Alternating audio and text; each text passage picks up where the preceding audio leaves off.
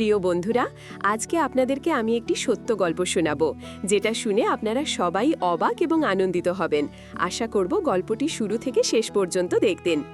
তাহলে শুরু করা যাক। ফরিদপুর জেলার আলফাডাঙ্গা থানার এক ছোট্ট গ্রাম, যেখানে প্রতিটি সকালে কোকিলের কণ্ঠ আর দূরের নদীর জলছটায় সূর্যের আলো প্রতিফলিত হতো। সেখানে থাকতেন রফিক উদ্দিন, একজন কৃষক। রফিক উদ্দিনের একমাত্র সন্তান ছিল মেয়ে, নাম আয়েশা।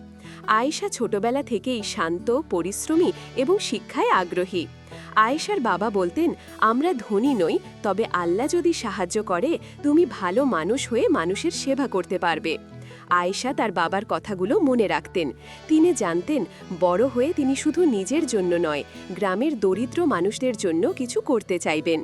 গ্রামে অসংখ্য মানুষ স্বাস্থ্য সমস্যায় ভুগলেও শহরে যাওয়ার সামর্থ্য রাখে না। ছোট ছোট গরিব পরিবার, বৃদ্ধ মানুষ, অসুস্থ শিশু কেউই সহজে চিকিৎসা পায় না। আয়েশা ছোটবেলায় একবার দেখেছিলেন, গ্রামের এক প্রতিবেশী কন্যা জ্বর নিয়ে খুব অসুস্থ। তার পরিবার ডাক্তার দেখতে পারল না। আয়েশা তখন সিদ্ধান্ত নেন, বড় হয়ে ডাক্তার হয়ে এমন দরিদ্র মানুষদের সাহায্য করবেন। বছর কেটে গেল। আয়েশা মধ্যবিত্ত মুসলিম পরিবারের পরিশ্রম এবং আধ্যাত্মিক শিক্ষা নিয়ে বড় হলেন। গ্রামের স্কুল থেকে তিনি মাধ্যমিক পাশ করলেন। তারপর শহরের মেডিকেল কলেজে ভর্তি হলেন। কলেজ জীবনে কঠোর পরিশ্রম করতে হয়েছে। শহরের জীবন, বড় হাসপাতাল, আধুনিক প্রযুক্তি সবই তাকে প্রথমে ভয় দেখিয়েছিল। কিন্তু আল্লাহর উপর বিশ্বাস এবং গ্রামের মানুষের জন্য দায়বদ্ধতা তাকে এগিয়ে নিয়ে গেল। একদিন কলেজে ক্লাস চলাকালীন আয়েশা ভাবছিলেন, আমি শহরের বড় ডাক্তার হতে পারি, কিন্তু আমার লক্ষ্য গ্রামে ফিরে দরিদ্র মানুষের চিকিৎসা করা। কলেজ শেষে আয়েশা ডাক্তারি প্রশিক্ষণ শেষ করলেন। এখন সময় হলো গ্রামের মানুষদের পাশে বাড়ানোর। তিনি ফিরলেন গ্রামের ছোট্ট ক্লিনিকে। গ্রামের মানুষ প্রথমে অবাক হলেন, এত ছোটবেলায় মেয়েটি পড়াশোনা করে ডাক্তার হলো। কিন্তু আয়েশা সহজ, বিনয়ী এবং ধৈর্যশীল। একদিন সকালে গ্রামের খবরে আসে যে একজন কৃষক হাবিবুল্লাহ অসুস্থ, তার ছেলে জ্বরে ভুগছে।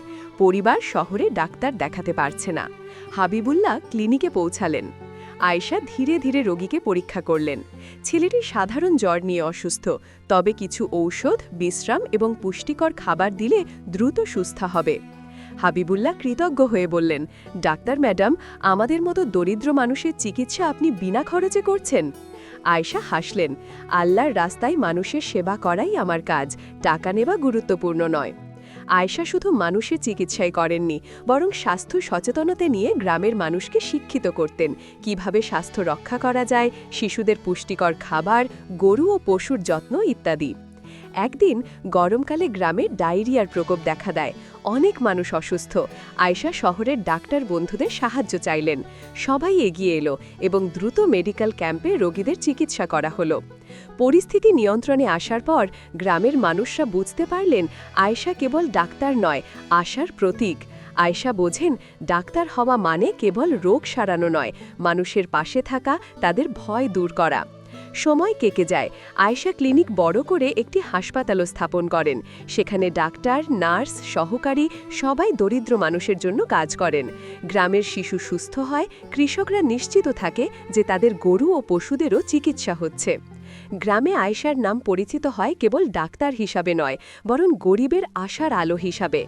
তিনি দেখিয়েছেন, যদি দৃঢ় মনোবল, পরিশ্রম এবং মানবিকতা থাকে, একজন সাধারণ মুসলিম কৃষকের মেয়েও পুরো গ্রামের জীবন পরিবর্তন করতে পারে। একদিন গ্রামের শিশুদের জন্য স্বাস্থ্য কর্মসূচি চলাকালীন আয়েশা বললেন, আল্লাহ আমাদের জীবন দিয়েছেন অন্যদের সেবা করার জন্য। আমাদের ধন, সম্পদ, শিক্ষা সবই যদি মানুষের জন্য কাজে লাগে, তবে সত্যিকারের সুখ আমরা পাই। এই গল্পের মূল বার্তা হল, স্বপ্ন ছোট নয়, যদি বিশ্বাস, পরিশ্রম এবং মানবিকতা থাকে, একজন সাধারণ মানুষও বড় অবদান রাখতে পারে। প্রকৃত সেবা কখনো অর্থের বিনিময় নয়, ভালোবাসা এবং আল্লাহর পথে মানুষের সেবায় হয়। গল্পটি ভালো লেগে থাকলে বন্ধুদের সাথে অবশ্যই শেয়ার করবেন। ধন্যবাদ সবাইকে, ধন্যবাদ।